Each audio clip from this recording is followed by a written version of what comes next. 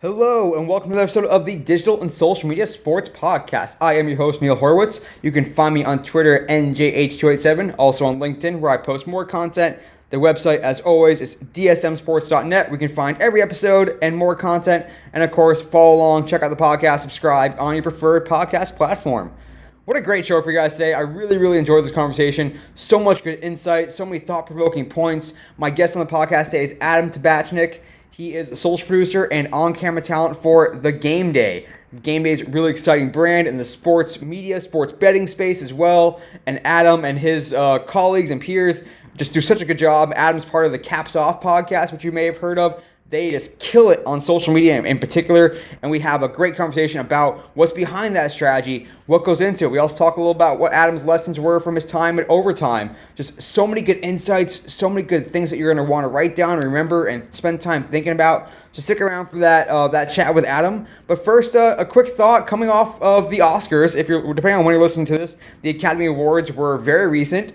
Of course, on Sunday, March 12th. And it's an opportunity to really think about why we love the Oscars so much. And, of course, yes, we all love movies, but even some of the things around, like who's doing the best set design, who's doing the best costume, who's doing the best music, the best score, the best screenplay. And it's a good reminder that there's so much extraordinary in what we consider the ordinary. And it's a great opportunity to tell stories around all these people in your organization that truly are living their dream. And you may have seen Kiwei Kwan, who talked about that he is living the American dream. And that's part of why we really enjoy watching these award shows, because you see people that are reaching the pinnacle of their profession that truly are seeing their dreams come true. And, there are many people that we're surrounded by every day in our lives, in our professional lives, that are living out their dream. It might be a lot of people's dreams to be the VP of marketing for a sports team, or to be a social media coordinator for their favorite team or their favorite athlete, their favorite organization.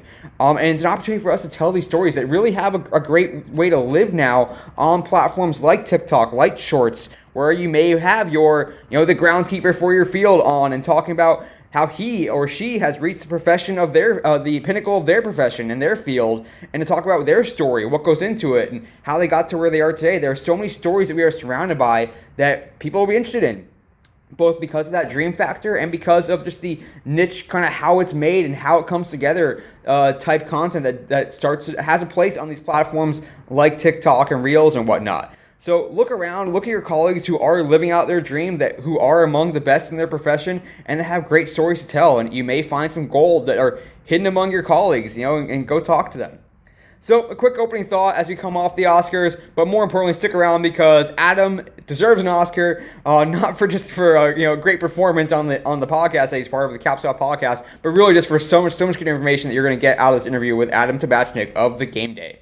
Back with today's guest, and I am so psyched. We could have been recording this whole time. We've already started having a good conversation. I am joined on the podcast today by Adam Tabatchnick. He is a social producer and on-camera talent for The Game Day. Welcome to the podcast today, Adam. Appreciate it, Neil. Yeah, you and I were going for like 30 minutes, and I swear it felt like it was 5 minutes. So I think you and I could do this all day, whether that be talking about sports, whether that be talking about sports business, or just talking about the fact that you're recording this podcast live from a baseball stadium. But all the above, I appreciate the opportunity and glad to be here.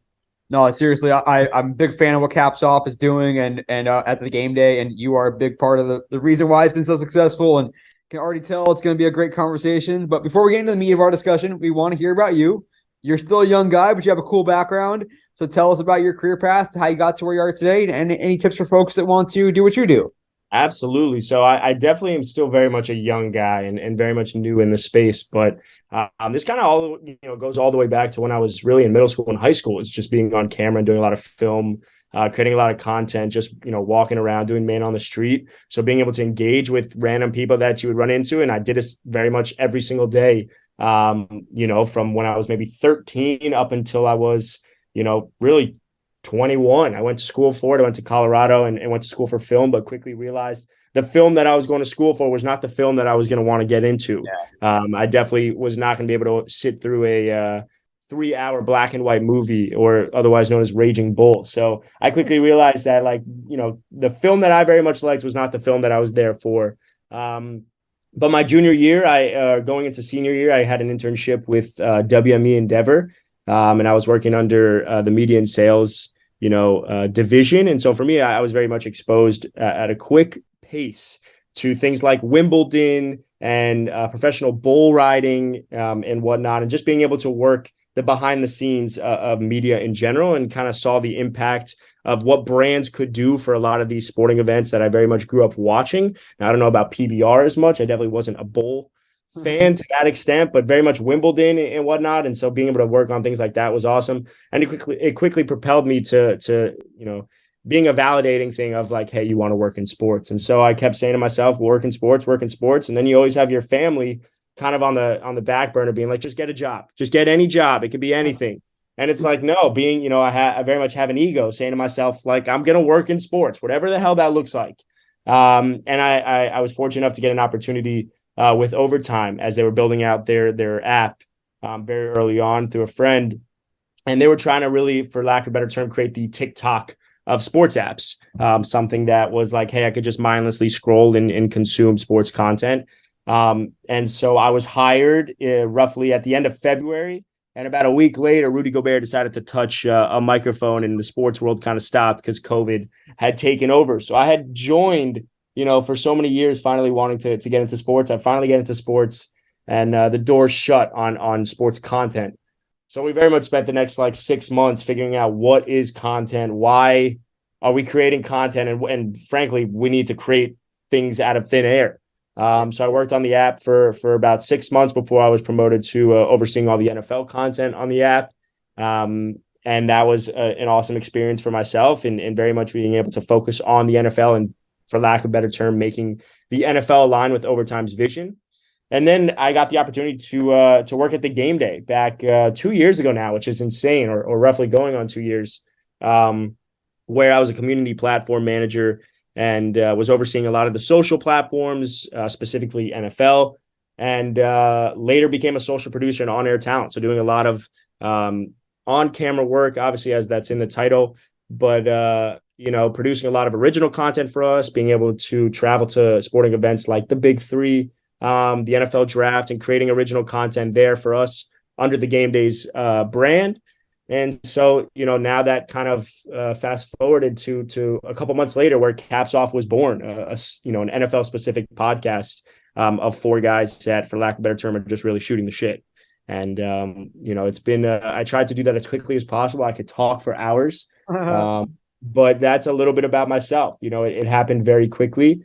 But I'm not by fortunate. accident. Like you made it happen, and we're here. Exactly. Yeah, and that doesn't happen without you, taking the initiative and doing things and learning things along the way. So I'm really anxious to hear, because most of the time people on the podcast, they're from a different generation. They're a little bit older, a little more, or they didn't grow up necessarily wanting to be on camera, having that mindset. You grew up at a time when phones already had cameras attached to them. Like if I wanted to film myself when I was a teenager, I had to go buy a freaking camcorder and then figure out how to edit it and all that stuff. So was that just part of your childhood and part of growing up, was like, I can create video? And were you creating sports content? Were you creating just, hey, this is me doing selfie talk? Like, what was that sort of early days of your content production and how easy it was?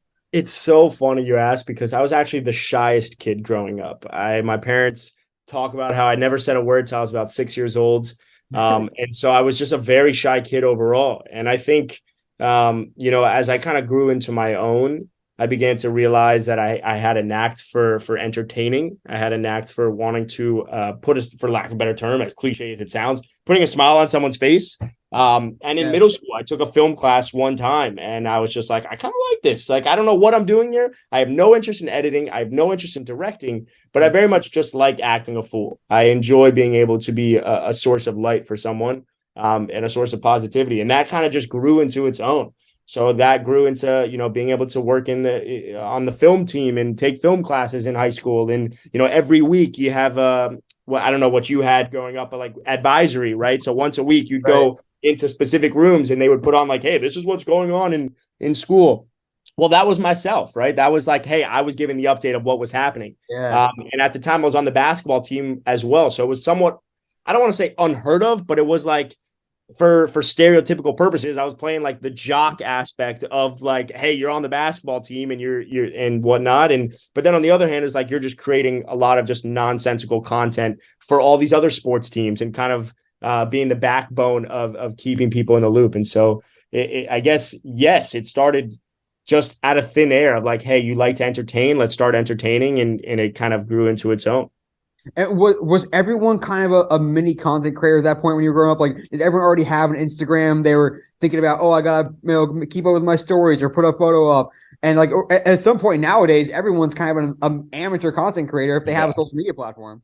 I think it was more like Instagram was born in my early times of high school, but it was very much Facebook. It was always Facebook or iChat, or AOL, or I was right after the MySpace phase. So I didn't get to experience that or like the MyFave fives of T-Mobile or something. Right. But I very much was playing Brick Breaker on a BlackBerry or something, like if a friend had one or whatnot. But I was very much Facebook. And then Instagram came up and we didn't have obviously videos, but it was always pictures. It was always trying to give someone an idea of what you were doing, right? So I was very much a sneakerhead growing up. So I was always trying to show someone a picture. And if I go back to my Instagram, it's just a mindless scroll of shoes. But when I look back on it, what I kind of saw was that you just always wanted to give people an update of to what you were doing. And that as social grew, so did my own presence. So I'd be, you always had the like for TBH or the like for rates on Facebook or something. You had those. And I always found myself just wanting to talk to someone. I always found myself wanting to make some pieces of video. And so I wouldn't say I had Instagram to that advantage, but Facebook definitely, Facebook and I were best friends. No, I whenever I speak to classes or students, I always tell them like you're already doing some social media, you're already doing some marketing. Like when you think about, is this the right photo to put up? Who's my audience? What am I trying to do? Oh, that got a lot of engagement. Why did that do well? Like you're already thinking about these things from a strategy perspective, even if you don't realize it. And it's an interesting way to look at it. But you get to Overtime. Overtime is a really well-known brand, and all of a sudden you get handed this NFL role as well. What did it look like to overtime-size NFL? I mean, I think a lot of our early conceptions of overtime is it's the best highlights. There's a lot of high school basketball where they came up with and street ball and UGC, and now you're trying to marry kind of that brand, or you can tell me, with the NFL. Totally. Yeah. I mean, and for myself, my experience with overtime growing up was interesting because like I said, I was a basketball player. So I wasn't good enough to get highlights of myself from overtime, but a few of the kids on my team very much had overtime highlights. So I always saw those highlights. And now to be there working on the app was definitely something interesting because I never had an interest in working on an app specifically, but I was handed this opportunity to curate almost like what would I want to see in the NFL, or what does NFL fandom mean to me? And one of the biggest takeaways, I think, with my time at Overtime was they very much focus on the player and not the team, right? And I didn't have this understanding growing up, but as you begin to have your eyes exposed to other media organizations and outlets and why content works in the business of sports, you begin to realize, all right, well, everyone's got their niche. What's their value proposition? And Overtime's value proposition wasn't just highlights, but they were focusing on the individual. They weren't focusing on the team. So at a time where no one really cared as much about the Warriors as they did Steph Curry or the Heat at that time, for me, it was like LeBron James, right? I loved the big three. Yeah. So being at Overtime, it was like, how do I marry this brand that wants to focus on the player with the fans of Overtime? And, like I said, this was at a time where we had COVID. So there wasn't necessarily real games going on, or there wasn't UGC from the perspective of a fan taking a video of a player. But we ended up the shortcut that I guess we took and myself took was we created an Instagram burner account and we followed about 1,000 different NFL players and would just watch their stories continuously throughout the day. And I'm talking like 8 a.m. to about like midnight. We would just consistently watch. And we would take those screen recordings of these videos. So I think a great example that I love to give is like Keenan Allen. Keenan Allen once posted a story of him singing in his car. And a quick Google search would tell you that Keenan Allen was doing choir. He's a musician. That's one of his hobbies. He's passionate about playing the piano and whatnot.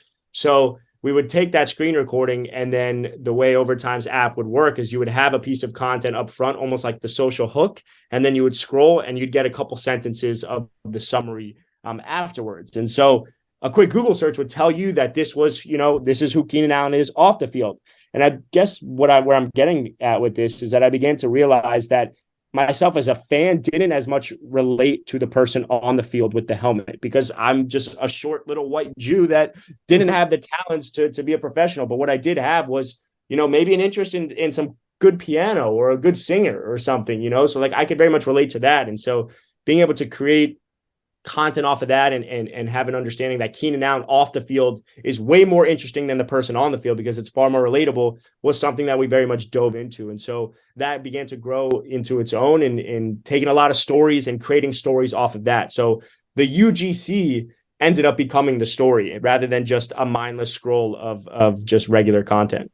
And so is it that inclination toward the human stories, toward the human element, as opposed to like whatever. I'm thinking of like the recent DK Metcalf, whatever, fake or real catch, like the crazy catches, or maybe like Keenan Allen doing a flip into a pool while catching a football. There's some element of that too that's a little bit more human as well. But like, is there a line between, hey, this is a really cool highlight, and it doesn't matter who this person is, that it could be random person down the street, or it could be a famous athlete, or hey, this is a famous athlete, therefore it's more interesting who it is and why you're watching it.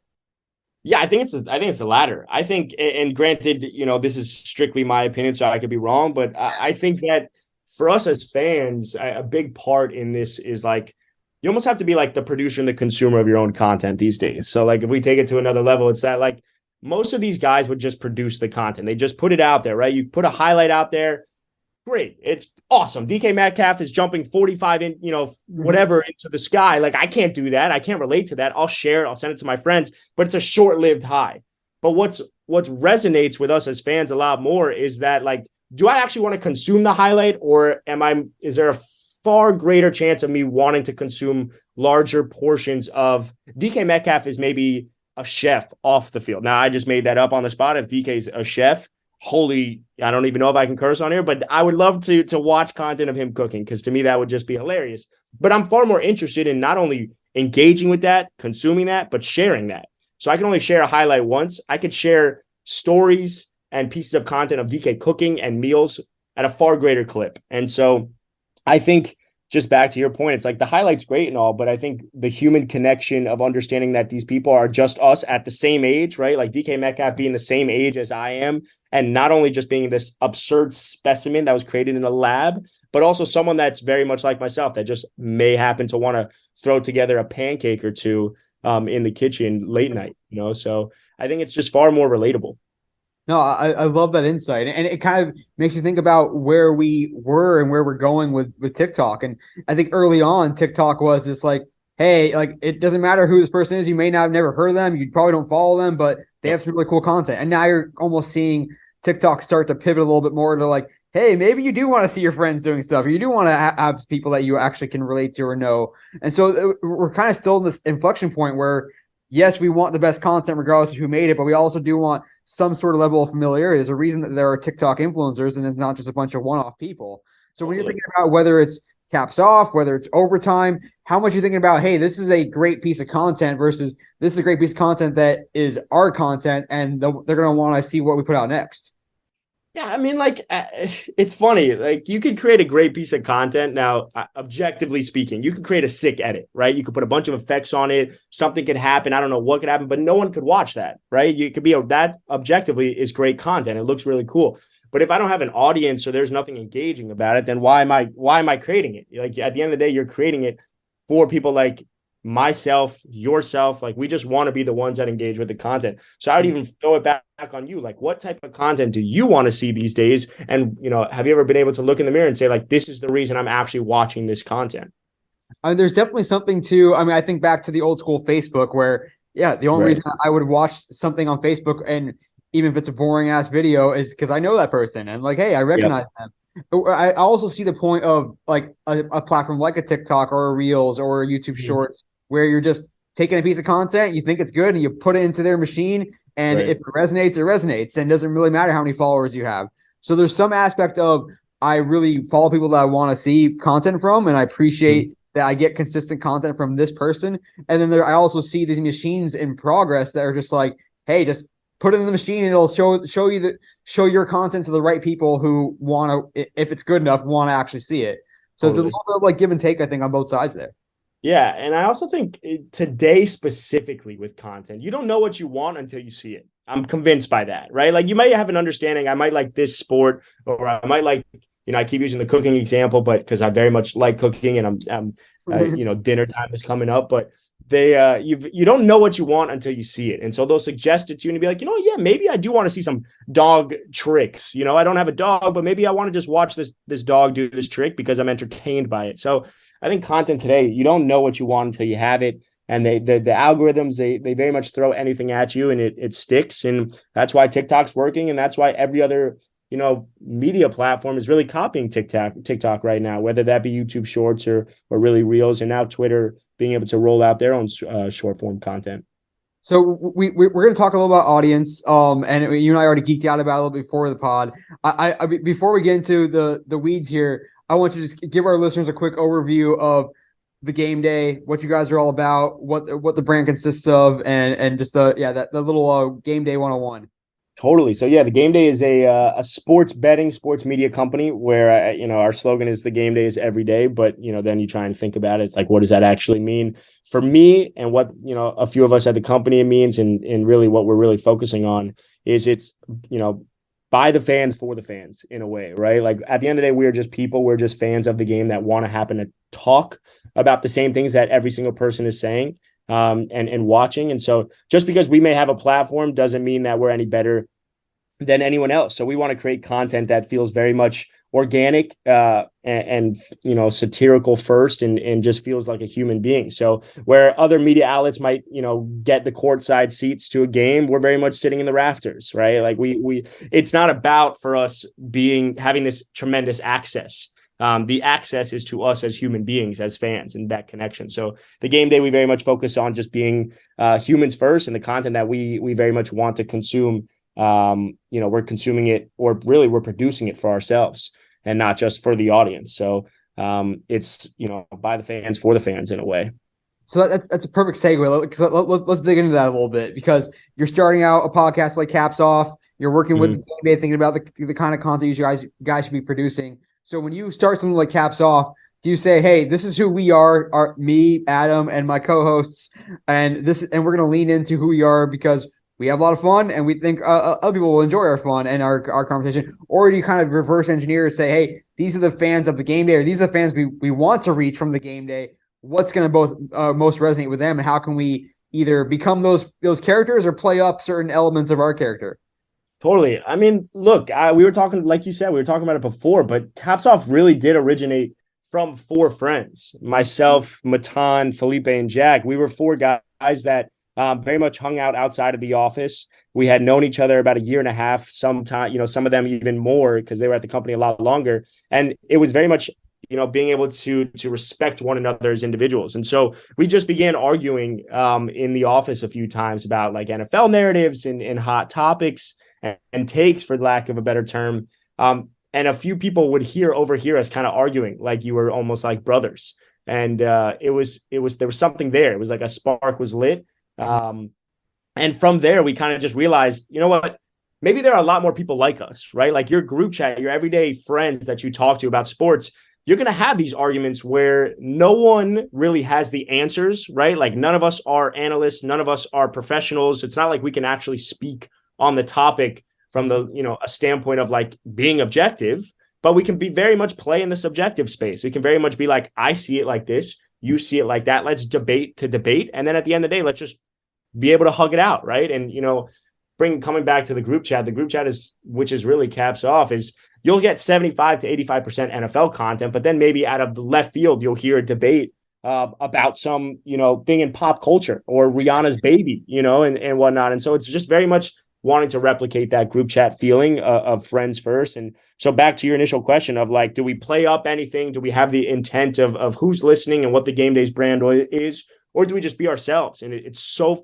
cliche, but the cliche actually ended up being the thing that got us to where we are today, which is still so small, which makes me excited for the future. But we were just us first. We were human beings first. And we felt that a lot more people would be able to resonate with us as humans and fans first than anything else. Just because we had the platform didn't make us any better or worse, really. So we were just ourselves and having fun and ended up sticking. And at that point, like, do you really start to think about how do we make sure that we're retaining listeners or we're retaining users or viewers, that we're not just because there's something to, okay, we can go viral on these platforms and you may not know who the hell you're reaching, or you may just reach people on a one-off basis. And ultimately you're cultivating fans of the game day, you're cultivating fans of Caps Off, of you Mhm. guys as hosts, and you want them to be sort of want to be part of this fan group and part of this family. Totally. So how much is it like, hey, we want to hit those numbers, versus like trying to really create that relationship and have a recognizable brand that people gravitate to and fall in love with. Yeah, I mean, like we want, obviously numbers are great, and when you work at a company and you need to have the numbers in order, it's always a business. But for us, it was very much engagement and community first. We started at Discord. I think it was like week 5 or 4. Now, granted, in those first 4 weeks, we didn't know what the hell we were doing. We were just talking and shooting the shit and arguing, but it wasn't really doing anything. And so we were like, you know what?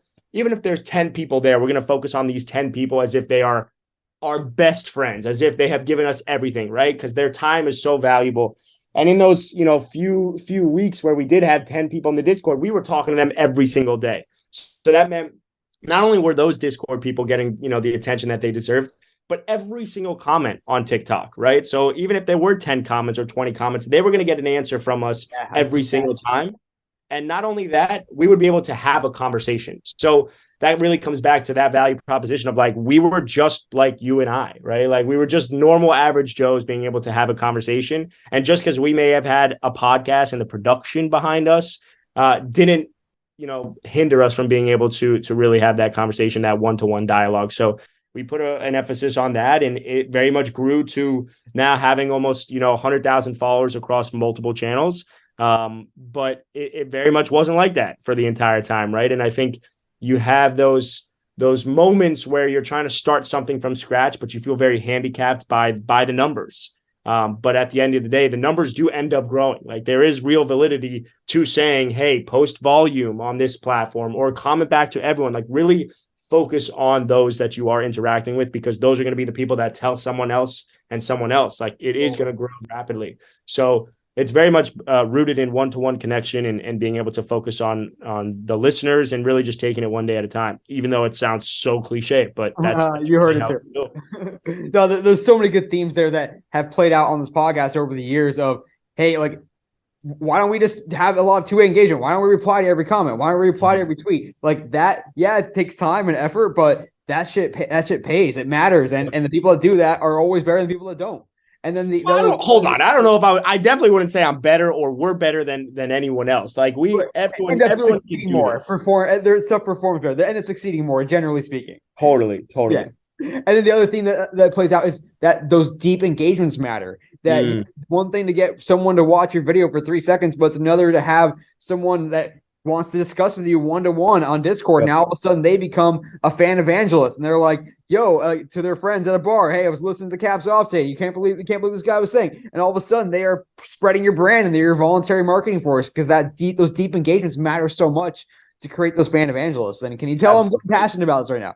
Yeah, no, I love it. I love it. But again, coming back to passion, like this was just that we were 4 guys that just very much weren't afraid to, I guess, say something that many people would not believe in. We were definitely not contrarians in wanting to just go along with the popular opinion. We very much wanted to say what we believed, whether it was factual or not. And I think there was a lot of pushback early on with that, in terms of, one of the 4 of us was saying some nonsense naturally.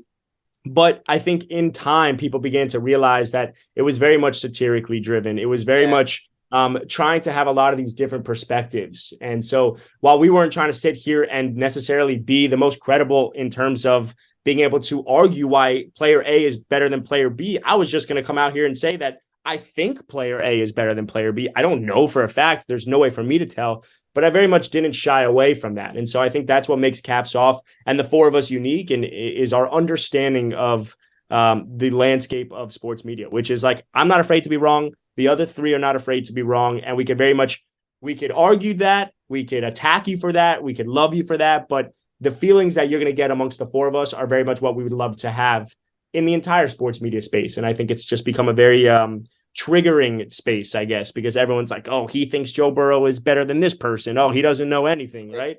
No, we want to bring that community and camaraderie back to sports fandom, I guess.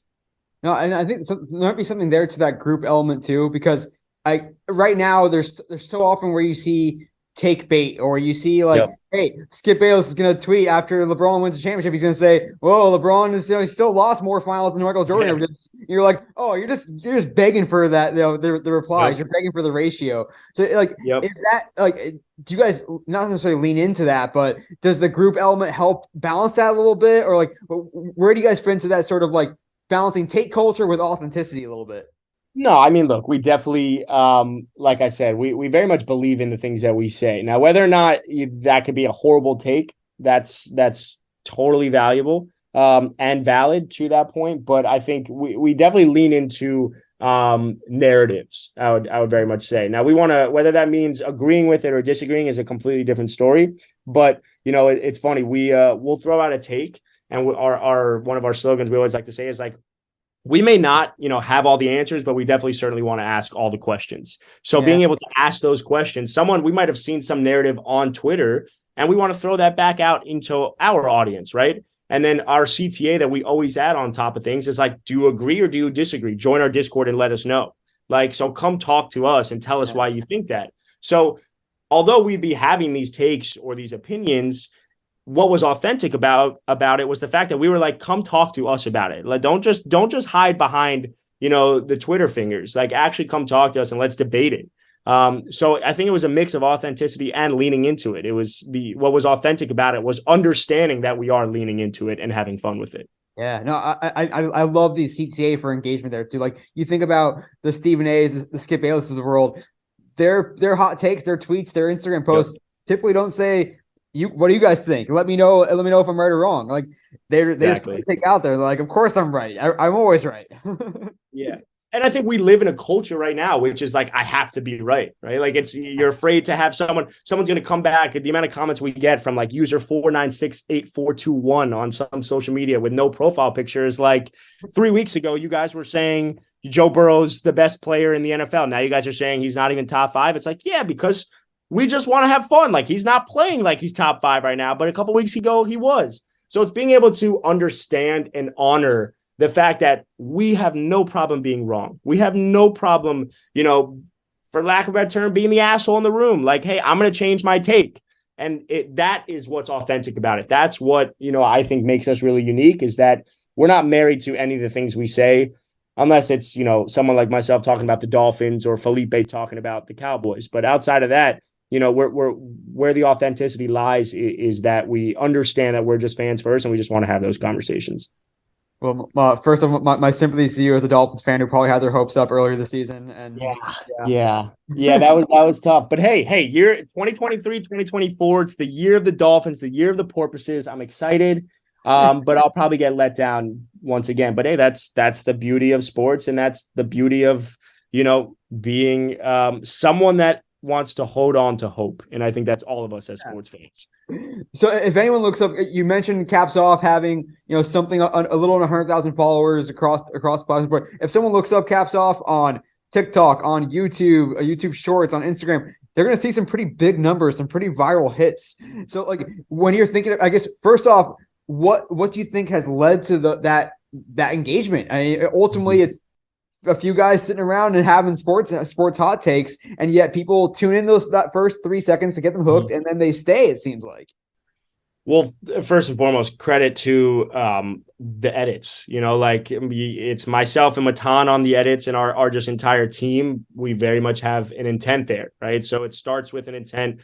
And I think one of the biggest things we started to do at the beginning of the podcast was these social hooks were meant to be placed within the podcast. So instead of just being able to talk about a player and say he's been really good lately, we really put an aggressive emphasis on like, no, you need to say Joe Burrow has been really good lately, because no matter where the podcast is, I want to be able to clip out that moment so that I don't need to like rate this context, because I think in social, short form content today, you need to have context and maybe the argument at the end. But like, if me as a user doesn't understand what you're talking about within those 5 seconds, you lost me.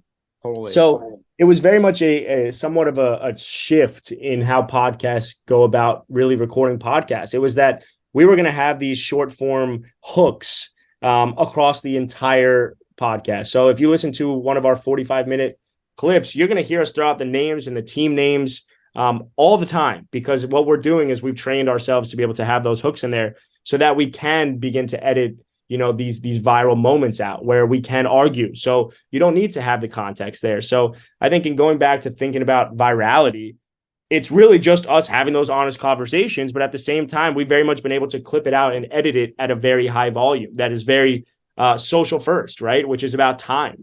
Social first to me has nothing to do with the platform that it exists on. It has everything to do with the rate at which you consume it at and whatnot. So, credit to Matan, our main editor on it, who really built out the entire look and identity of the actual page and those edits. And I think that's actually a really huge thing to the virality aspect of it. Now, that doesn't mean that the content isn't there. Obviously, we have these long conversations, but the pacing has always been there. So when we kind of are trying to think of a viral clip, we know it's going to go viral when it's something that's being talked about. And because we know that, going back to that authenticity, we know we're not afraid to say something that is not necessarily going to be the popular opinion. So whether that be Dak Prescott as a top 4 quarterback or a top 3 quarterback, we know a lot of people aren't going to agree with that. And we know a lot of people disagree with that. So we're not afraid to mix the authenticity, the hot take, and a really strong edit. And I think all of which is, the formula to creating a piece of viral content. Yeah, I think it's really well put. I mean, from my perspective, like the edits really are powerful and strong. Like even the way the copy, the captions flow. Because I mean, ultimately, if you're on a TikTok or Shorts or whatever, if you have engaged with sports content before, you're gonna get a lot of sports content thrown at you. And 4 guys, whoever, talking about a sports topic. Why am I going to stick around and watch you when I'm going to scroll through a couple more and I'll get another one that's talking about the same sports topic? Exactly. And so it's a challenge. It's really cool that you guys have met that challenge and are doing the little things, those little edits, those little name drops and whatnot to separate yourselves from the very crowded space that you guys are playing in.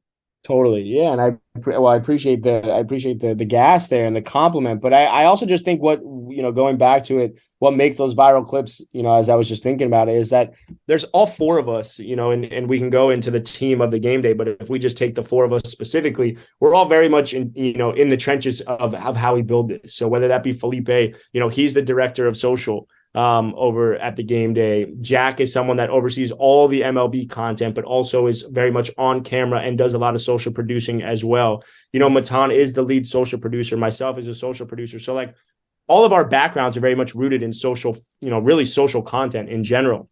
So when we're able to put all of our heads together, we can create something that's really strong. And I think that's what we've been able to do, is just all having these really, interesting perspectives on what, short form content needs to look like. And through it all, we've been able to create something really unique.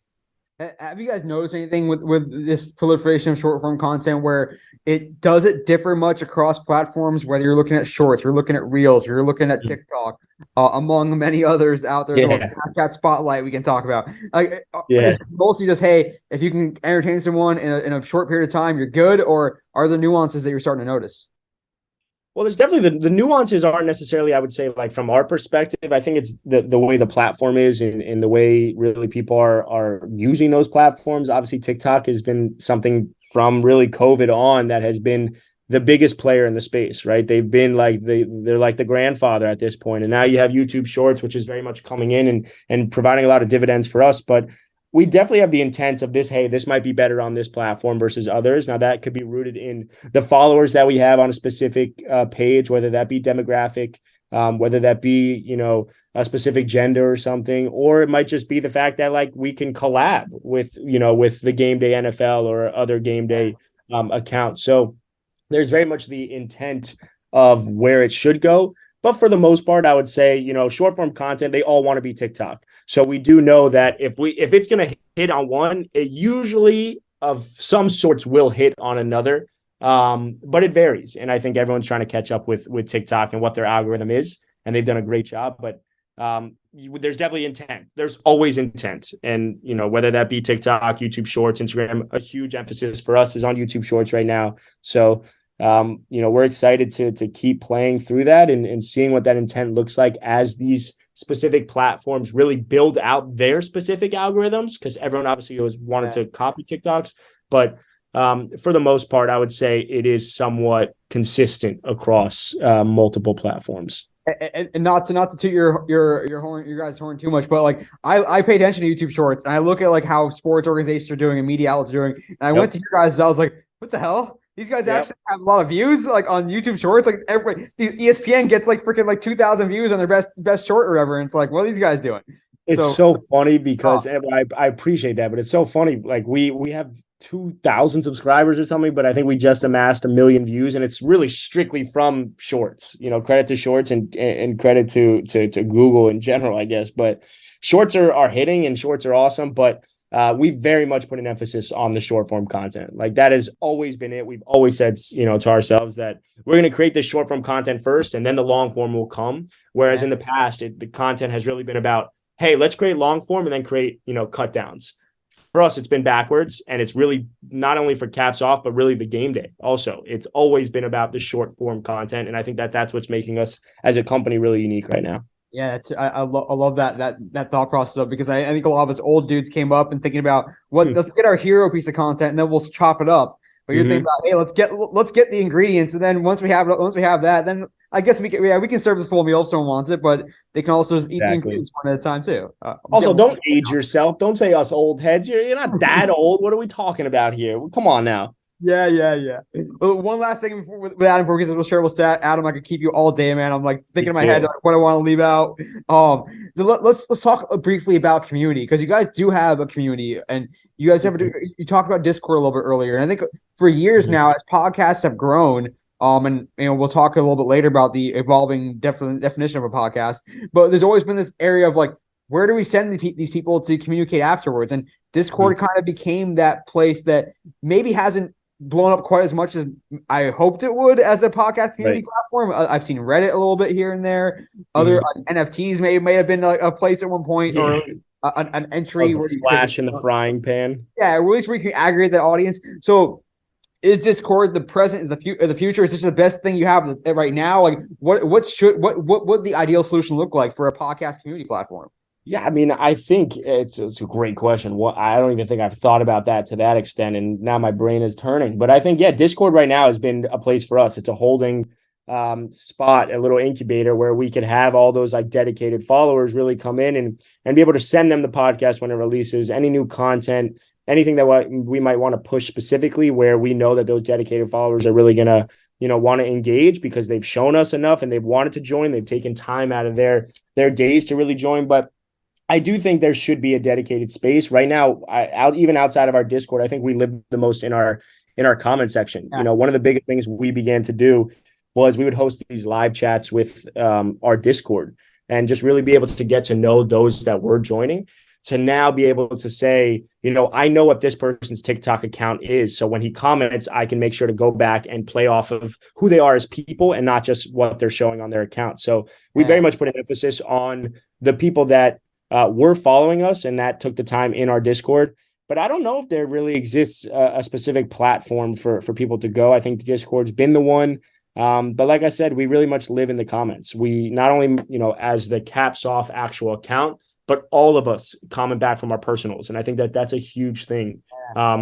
And going back to a question that you asked earlier, is it like change from platform to platform? What changes is the fact that we're commenting from our own personals, right? So on TikTok, we might have, X amount of followers, under my name, and on Instagram, I might have a different amount of followers on my own Instagram account. But every single time I'm going to comment from my own personal platform. Felipe is going to do it. Matan's going to do it. Jack's going to do it. And I think that is very much been our bread and butter of where we engage with the comments and where those dedicated followers live, because we understand that our TikTok follower may not also be our Instagram follower, and same and vice versa really with YouTube. So we've taken the time to comment back on every single one, because we understand they took time out of their day to comment. So we need to do the same. And that comes back really to our value proposition of we're just fans first and just human beings.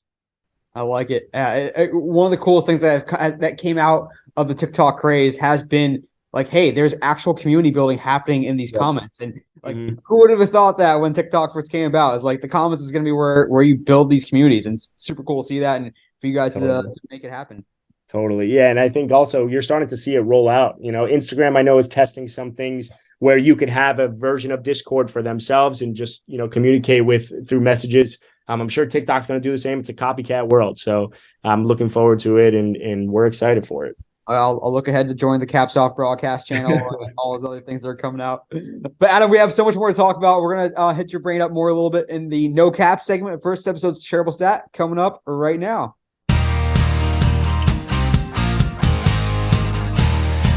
So good chatting with Adam Tabatchnick, social producer and on-camera talent for the game day. We're gonna have some more fun coming up with our quick hitting questions. But first episode's shareable stat.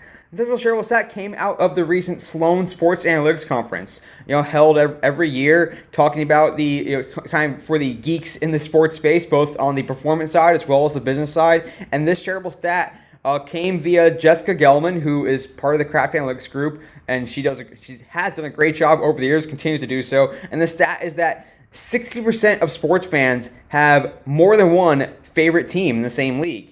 Multiple favorite teams in the same league. So they have two favorite NFL teams, two favorite MLB teams. According to this stat, 60% of them have multiple favorite teams. And you can look at this multiple ways depending on where you stand in the industry. This could mean that, well, we need to do a better job of convincing that 60%, convincing those fans that we need to be their favorite team, whether it's a 1A, 1B situation, or get them to really fall in love with this team and make it their team and only their team. You could look at the other way as well of just saying, we're not going to change that behavior. This is the way this generation has come up, and that's okay. And let's make sure they fall in love with our players. The players are going to be around here forever, and also develop that connection to other things beyond just the team, whether it's the city, whether it's the brand, the culture, what that team stands for, what the players stand for. So it's a really interesting point to consider that you may not be your biggest fan's favorite team. You may not be every fan's favorite team. You might be one of multiple teams. You might be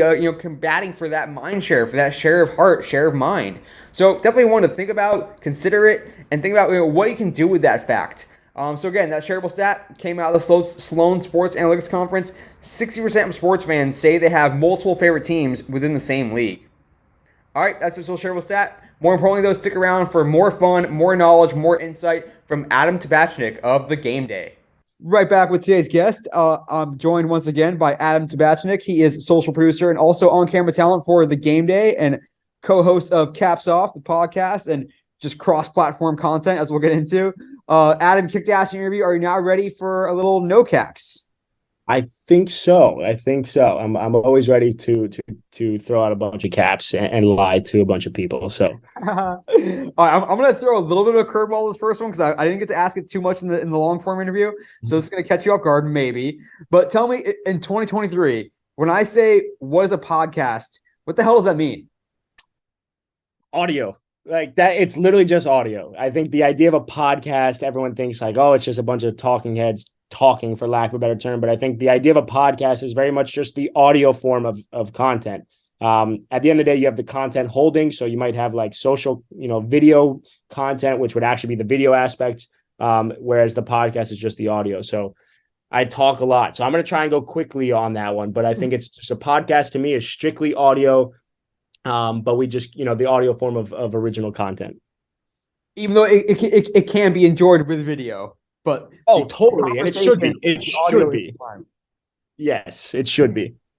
Number two, we're gonna go back to your time at CU at Colorado. Boulder, I hear, is one of the most beautiful college towns out there. So I'll have to take a trip someday. Tell me your favorite sports memory from your time at CU. Well, I'm a big football guy. Obviously, we're here talking football. My first 2 years at school, or really my first 3 years, is really when Colorado, was a top 25 school. We had Mike McIntyre as our head coach, and so we made a Pac-12 championship run, and we definitely got smacked by Washington. But really, I think it was my sophomore year. We very much went to every single game. We were front row at all these games, and it was just the camaraderie of being around my friends and being at a school that is very much not a football school up until I guess really the late 90s you could really reference. But outside of that, I always wanted to go to a Big Ten school for that rah-rah feeling that you get at football games, and to have that experience throughout an entire season was definitely something that is one to remember. I don't know if I'd pick out one specific one, but the entire season was just one to remember. Love that. Yeah, it's hard to forget, or it's easy to forget, I guess, that Colorado. It's not that long ago that they were, not a laughing stock, and Yeah, exactly. hopefully Hey, now but we're back. We're back to not being a laughing stock. I was going to say, like Coach Prime, is everyone just like already, circling the calendar for a Pac-12 championship? Well, yeah. Yes is the short answer. Yes is the short answer. But that also, we could be a laughing stock again, because we could all just be putting the cart before the horse and thinking that we're going to win it all. Yet we won one game last year. So who are we to talk? He's going to get you guys to 10 wins, and then he's going to go off to some SEC or ACC school. That's great. We got 2 years of Coach Prime. If you can give me 20 wins in 2 years, I'm in. Hell yeah. Number 3 for you, Adam. Tell me the most viral clip from Caps Off of all time, and also, if it's different, the most surprisingly viral clip that you guys remember now. So the most viral clip we actually created was based off of the World Cup. I think it was, we said that Messi is the greatest athlete of all time over guys like Brady. I think it was, if I can't remember. But it was very much rooted in us doing a crossover of sports. And it was very much also seeing that another version of football very much dominates the world sports landscape. And it's not the football with 2 O's. So that was definitely our most viral clip, I think. That one is over probably 3, maybe 4 million at this point. I don't even know, which is just a lot of people to look at. Amazing. Most surprising would also probably be that, because like we very much talked on soccer. But we don't have any soccer followers. So that's one of them. There was another one that is probably not something that's the most appropriate to talk about, but there was a comment that Jack had made about his, let's just say, extracurricular activity life outside of work and podcasts and his social life. And he was very specific in that instance. And I think it did a couple 100,000 views because he was just hilarious with it. So I guess the old saying "sex sells" still applies. I'll have to keep that in mind for this podcast. All right, number 4. This is a fun one here. Tell me your favorite sports media personality today, and also your favorite sports personality growing up. Oh, well, Pat McAfee for sure. I would like that Pat McAfee. I would give him a kiss if I saw him in person. And I love Pat McAfee. I very much resonate with his entire aura and vibe. I love the way he treats those around him. Even when we're at the Super Bowl, just seeing the way he talks to others, it's the moment is never too big for him, and the people around him are never too big for him. So he definitely, even though he's at the top of his game, I don't think he acts like that. So I love Pat McAfee. I would love to have him on the podcast, and we very much are trying to recreate the Pat McAfee show, but for a younger generation, almost in a different way. The next one, my favorite sports personality growing up. That's a great one. I don't know if it's like a sports personality, but player would probably be D Wade. Like, I grew up as a Dwayne Wade stan. So I guess if we have to apply it to sports personality, who he was off the field with, or off the court really, with fashion, and he was a Miami icon. So, but I might have to get back to you on that one, because a sports personality of the past. Oof.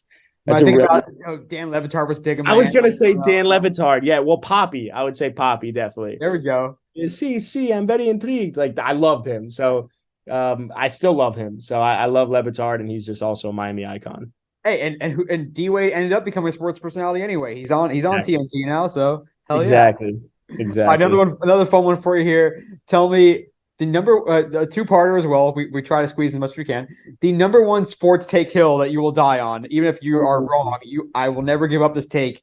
And also, to give you a chance to parade yourself a little bit, your favorite sports thing that you were right about.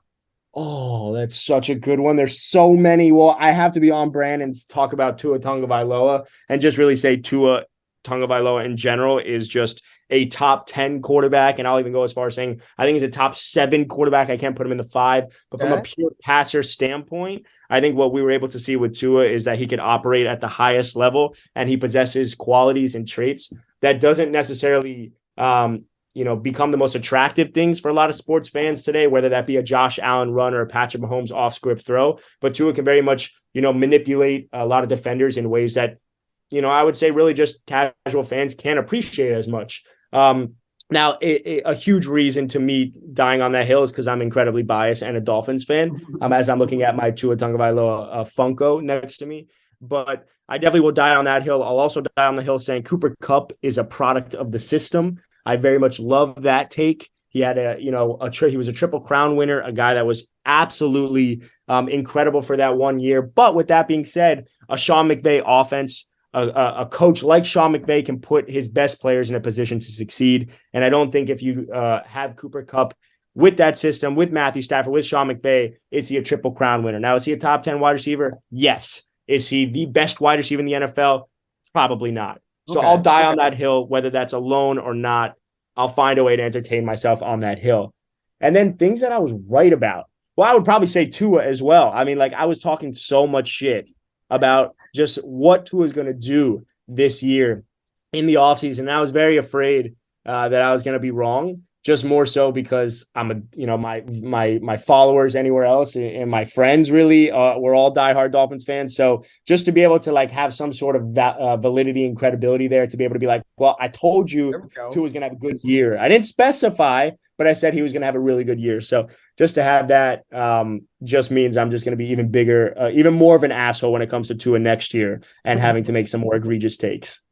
I mean, I at least am old enough to remember like Steve Young and Troy Aikman, but besides that, I'm trying to think like I can't picture a left-handed quarterback winning a Super Bowl. I don't know. It's you don't see that as much. Yeah, it's weird. That video went viral. They switched up the ball and him throwing out of his right hand, and it looked beautiful. And then they put it like I saw they did it with Tom Brady and put him as a lefty, and it looked terrible. So we're all just right hand biased, which is fine because I am too. But I would love to see Tua have success in Miami. Number 6 for you, coming down the wire here with Adam Tabatchnick. Tell me, like in brief, which comes first? Is it the community building and the social media presence, or do you need that content to really be hitting on all cylinders and sort of getting the podcast right first?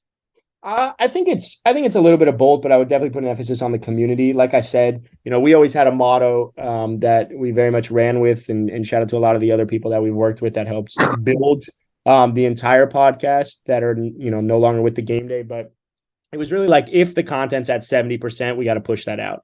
So if you're looking to get 100% out, you don't know what 100% looks like, in my opinion. You don't know what that is, because that's really where the community and the engagement comes back into it. If someone's resonating with it and engaging with it in a certain way, then you might be able to say, okay, the content aspect's there. But I would always say the community's first and the engagement's first, because those 10 people that if you give them a platform, if you give them the light, they're going to give that light bulb to other people. And so it will always come down to the community first, and that community can spread like wildfire once you start getting that content right. I like that, because we've definitely seen it play out in different ways. Like sometimes someone has a really popular podcast, they're like, oh shit, I should turn this into a brand online and community. And other way around, you have someone who's like an influencer or creator. They're like, well, what else can I do to spread this brand around? They're like, oh, well, let me start a podcast. So exactly. It's to hear that perspective. Exactly. All right, number 7. Tell me your top tip for a podcast like Caps Off, especially for a group podcast. This is me just one-to-one. Tell me, for a group podcast, what's the best way to ensure it's smooth, you guys have chemistry, you're not talking over each other, that you kind of are all on the same page and aligned, and not all over the place? Great question. I would say, well, first and foremost, respect. Like, it's super cliche, but like I mentioned earlier in the podcast, we're very much friends outside of the podcast. We hang out outside the podcast. We attend each other's birthday dinners and whatnot. So we're friends first. And with that friendship comes respect. And I think, you could sense that camaraderie through that respect. So whether that means we attack someone for a take, we make fun of someone, or we know their past, that's very honest, that's very truthful, and that's very authentic. So I would say, to ensure chemistry and smoothness, is don't just make a podcast because you think you have a good idea. Like, it's very much test it, be able to talk with, if you have a co-host, like, do you guys have good chemistry? Are you able to attack them? Are you able to question them? Are they going to take it personal? Like, it very much needs to feel authentic. I think today's consumers can very much read through the bullshit. You can't bullshit a bullshitter. And in 2023, there's so many bullshitters. So I think they can read through when the chemistry is forced. So you really just need to revisit the drawing board if you're just trying to throw together a podcast. You got to be friends first, and at the end of the day, have that respect for one another. That's perfect. I mean, you can imagine, like, if you're already having conversations with these guys, or you're already like going out to lunch, going out to dinner, you can kind of pick up on, okay, this is their cadence. When they hit this cadence, they're probably done with their point. Or, this person, they always sneeze twice, so let me wait for the second. like just knowing those little habits helps you ensure you're not going to interrupt them or whatnot. Exactly. All right, Adam, time for our food question. Number 8. We always get asked a food question. So I'm going to ask, think back to the time in Florida, in South Florida, Miami. Tell me the best meal to get out there and where to get it. Oh, the best meal to get out there. Oh my God. Well, there's a wide variety of things, but I would have to go back to just something that hits from a nostalgic perspective. There was a little sub place called Sub Cafe in Davie, Florida that I used to go to with my friends. That's a little Cuban spot that was unbelievable. But if you do want Cuban food, Cafe Versailles. I feel like I have to be a South Floridian to say Cuban food, and so I would definitely say Cafe Versailles is definitely the place to get Cuban food. What do we order? To give us A Cuban sandwich. Okay. You know, it's something you have to do. But yeah, I mean, like I've lived in New York for the last 4 years, so I feel like I no longer even feel like a Floridian in terms of the food that I consume. I find myself eating a lot more Italian than Cuban food, but yeah, I'm actually going to get Italian after this, so that very much applies. So I wanted to make sure we got some of the Florida roots in there for sure. Exactly. All right, number 9, come down to the end here, but we got a couple of good ones to end on. First, number 9, tell me which sports league will be the strongest 100 years from now. So not 50 years. Try to think ahead to the year 2123. Will any of these sports leagues still be around and active? And if so, which one will be the strongest? Or you can also pick none of the above if you feel that way. God, which sports in 100 years? God, I wish I was like alive for that. That would be awesome to see. I think everything's going to be automated. We're going to have AI everywhere, so it's going to be, I don't think any one of these would be around in 100 years. I mean, unless they're really going to be able to evolve tremendously. But if I have to just pick one, I would probably say the UFC. I feel like if you begin to automate fighters.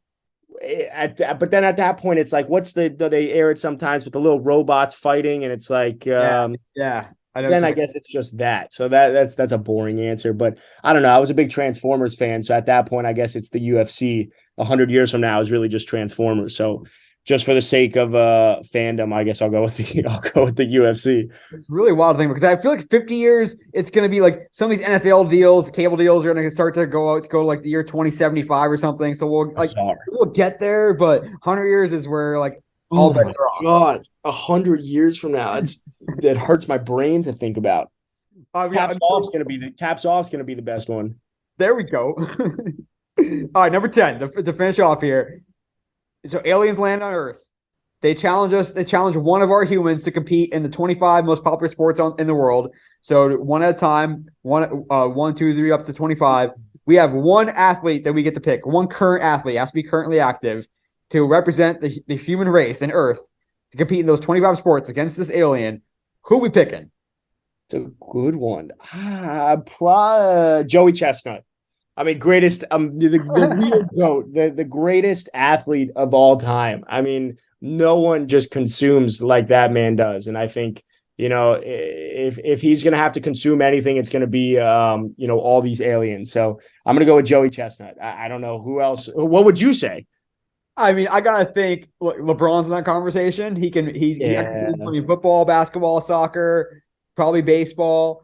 When I was growing up, for some reason, people said Peter Forsberg, a hockey player, was the best athlete. So maybe our best hockey player is up there as well. I'm sure there's some like cricketer, or maybe I don't think Messi. I don't see Messi. No, it's not Messi. It's definitely not Messi. I don't know. That's a great question. I would think even if LeBron had to fight aliens, I can only imagine where his hairline would go back with the stress that aliens would provide. But I think LeBron would win in most of the sports. So that's the key here. He's just got to be able to be good enough in those 25 sports. That's true. LeBron would be a pretty good one. Micah Parsons, DK Metcalf. I don't know any of these super Aaron Donald. Give me Aaron Donald. I mean, I don't know. That's a great question. There we go. You put that on the Caps Off podcast, and then you guys can discuss it for days. I would love to hear that. Exactly. All right, Adam, pick to ask in your interview. Now to your chance to take over the podcast briefly. Tell us your social media all-star to follow. Just tell us who they are, what platform they're on, and why they were following. The All-Star pod or the All-Star content to follow. I would follow, and I got to give a shout out to Jay Bobby. I work with him at the game day. Jay Bobby Versus. He's got his own show where he reacts to moments in pop culture. And I guess the best way I'd put it is like if you wanted ridiculousness, but for sports. That's very much him, and he's a hilarious guy, and I love his content. So I got to shout out Jay Bobby Versus. You can find that on Instagram and on TikTok. I believe he has a Facebook page now, but I feel like I don't know how many people are still on. I mean, Facebook pops off for all of our content, and others, but I don't know how many people are actually on it. So I would say the one shout I got to give is J Bobby Versus, provided by the Game Day. So a little shameless plug for my guy J Bobby. Yeah. No, I definitely get. We'll definitely link it up in the show notes. And how about you? Where can we find you, as well as all things the Game Day, as well as all things Caps Off? Absolutely. You can follow me at TGD Tabs on Twitter. You can follow me at ATabs with 4 S's on Instagram. You can follow the Caps Off page, whether that's Caps Off Pod, I believe it is on Instagram, Caps Off Podcast on TikTok, or vice versa. I get it mixed up all the time. And for any game day content, you can go to the Game Day NFL, the Game Day Hoops, the Game Day MLB, any of the Game Day's main channels on Instagram, and get any of that content, really. So we're all a little ecosystem. Or if you're just looking for any man on the street content, you can go to the Game Day on TikTok. We got a lot of fun stuff there. Beautiful. And I highly recommend checking it out, even if it's just watching a few clips. These guys work in short form, so you're going to enjoy whether you watch a few minutes or a few hours. Just so much good stuff that I'll be able to pick your brain out of, and really appreciate you coming on the podcast today. Appreciate the time, Neil, and I appreciate everyone listening. And I'm excited to find another hour and a half next time to also talk about everything else that we didn't cover. Hell yeah. Thank you so much again to Adam Tabatchnick of the Game Day. Just could really pick his brain all day. So much good stuff. We also had a lot of stuff off the call that you may not have heard. He is full of knowledge, great stories, great insights. Still young, getting started in this space, but has already done so much in such a short period of time. Really highly recommend checking out the content. You can see kind of what the strategy that we talked about in action, and really learn a lot and can find a lot to emulate as well. But that'll do it for this episode of the Digital and Social Media Sports Podcast. Thanks again for listening. As always, I'm your host, Neil Horowitz. Hit me up on LinkedIn, where I post more content. The website is dsmsports.net. You can find me on Twitter, NJH287, and of course, subscribe to the podcast on whichever podcast platform is your favorite. Until next time, this is Neil Horowitz signing off for the Digital and Social Media Sports Podcast.